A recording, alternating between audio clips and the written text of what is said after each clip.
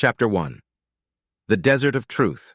Guadalupe Pagassini smoothly rose to full height and then ran a hand absent-mindedly across the entire length of the ancient scar, etched deep into the side of his face. As he looked out to the endless dunes laid out in front of him, he could not help but be profoundly moved by the deafening silence of the inner desert. A sense of stillness, peace, and clarity seemed to infuse within him, as if he was becoming a part of the desert itself. They said this place was special, but like most things worth knowing, you had to experience it for yourself to truly understand. The sun goddess sat high in a clear blue sky, slightly towards his back, so for the time being at least, he was spared the uncompromising love of Helvetios, shining her divine light directly into his eyes. However, as the day wore on, even this small mercy would soon be denied, and so he urged himself back to the sacred walk into almost certain death. This was the honored path and the ultimate test of a proto-elder's faith. Most would never return, their water, flesh, and bones becoming one with the desert sand. But those very few who did came back touched by God, and thus revealed to be worthy of her divine blessing. Guadalupe's body was shrouded in pale cloth with matching hood, and a small satchel lay draped lazily over one shoulder, coming to rest near his hip. A faded red utility belt wrapped its way loosely around his waist, upon which hung a number of small pouches and a bone knife housed within a leather sheath. Slung across his back hung two snakeskin flasks, each offering him the opportunity to cling to life for just that little bit longer.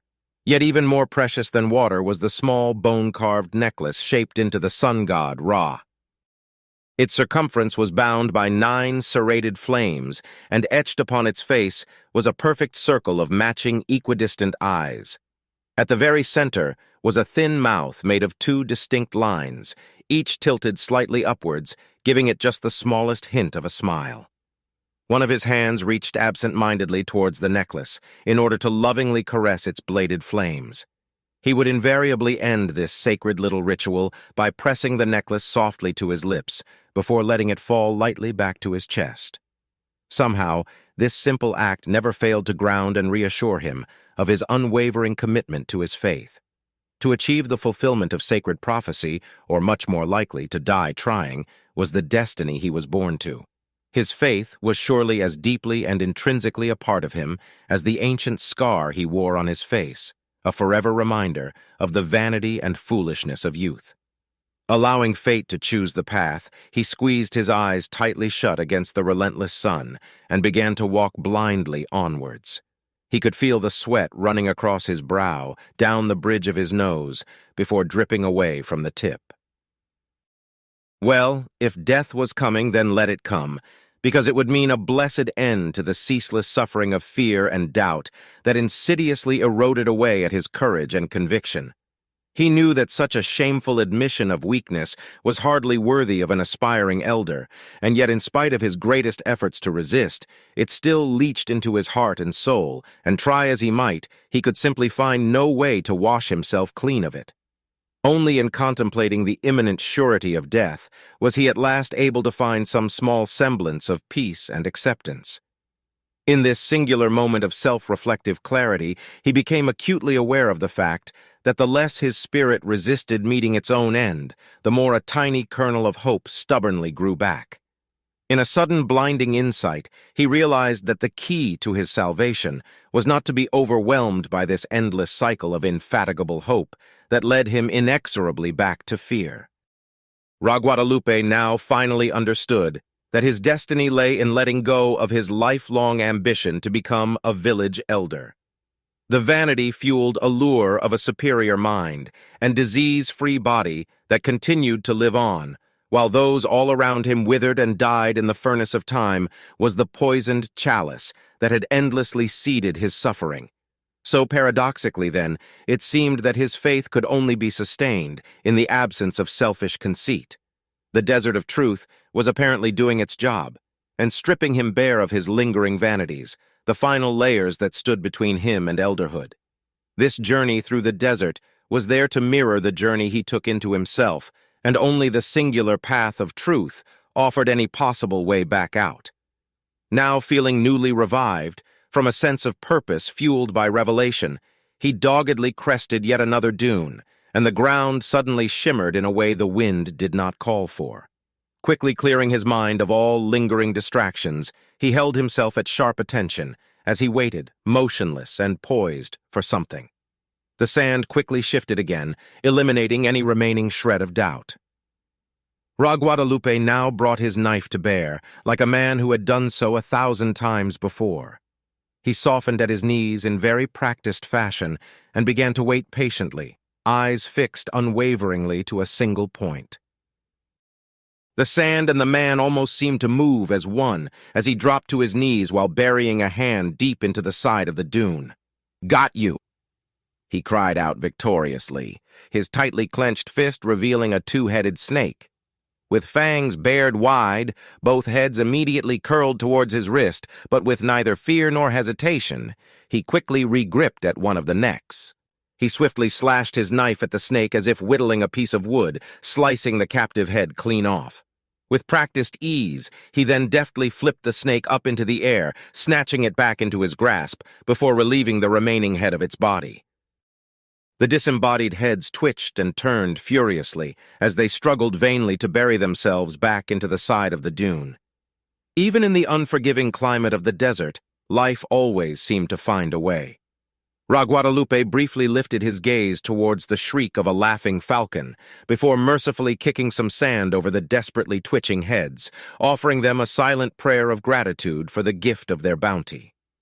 He then took a hold of an almost empty flask and drained what water was still left into his mouth before milking the now lifeless body of the snake.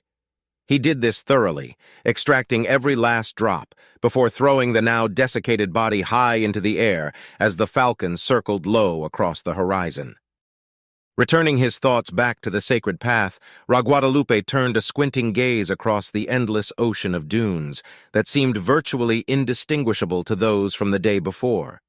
His hand reached yet again for the necklace hanging from his neck as he firmly reminded himself that Ra lit the way, with a light that saw all.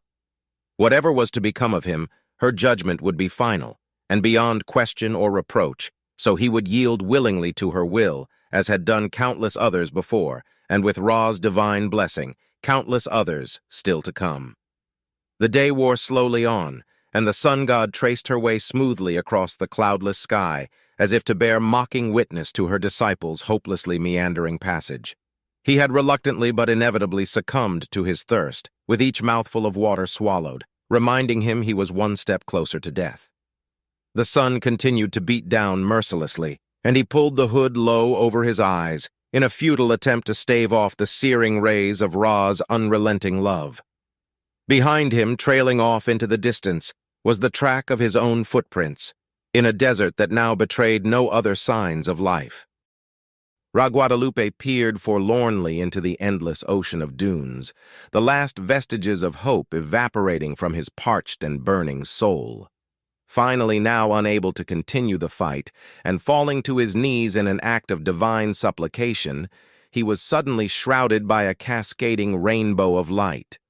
He idly wondered if this might be the first stages of delirium setting in, and could not help but feel slightly cheated his vision was not that of the much-fabled oasis.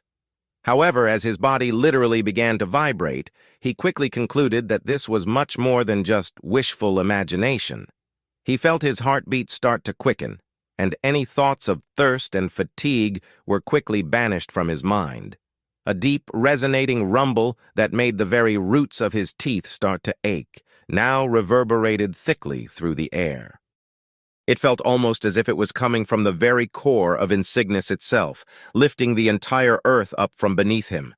It spoke of truly incomprehensible power, but before he could even collect his wits, the rumbling quickly faded away, replaced by the sudden appearance of an impossibly large and perfectly symmetrical dome. Surely no man could ever have made such a thing, and how could a structure so massive be kept hidden, with nothing but endless dunes of sand all around it? As he stared at the giant silver dome, unable to quite comprehend exactly what it was that now stood before him, a small, pitch-black half-circle bloomed into the side of the massive structure.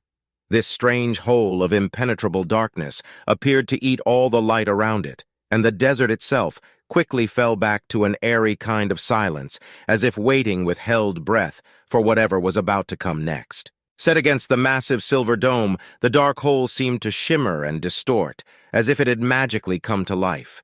Its shape deformed and mutated, no longer the geometrically perfect circle that it had been just scant moments prior. As Raguadalupe struggled to make any sense of the amorphous, abstract scene unfolding out in front of him, his frame of reference suddenly flipped, and he realized, with some considerable amount of horror, that what he was actually witnessing was some sort of creature that had exited the dark hole and was now moving directly towards him at a truly astonishing rate of knots.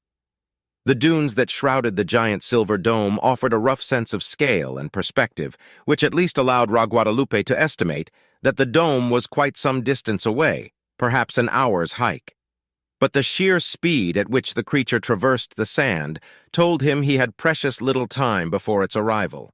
Small puffs of dust were being shot up into the air, leaving a hazy trail billowing up behind it, recording its relentless path towards him. And there was no doubt that it was to him it was coming to. Raguadalupe's first instinct was to run, but running from a creature that could move at such speed would be an act of utter futility. In spite of the desert's immense heat, the sudden chill of fear raced from one end of his spine to the other. He had always promised himself that he would meet his own end with courage and dignity, no matter what fate were to bring him. As it turned out, though, that end may well be at the hands of a terrible monster rather than by the slow and relentless heat of the sun. Well, little matter. He would meet his destruction by looking death directly in the face, eyes open and unblinking, even if that face was something entirely beyond his ken. He reached involuntarily for his knife, which he quickly abandoned as an act of futile stupidity. The monster was now almost upon him, and it appeared to have a disturbingly large number of legs. They continued to pump up and down relentlessly, throwing a storm of dust up into the air. With the beast almost upon him, he grasped the necklace, held it to his lips, and in shameful betrayal of his promise, tightly closed his eyes.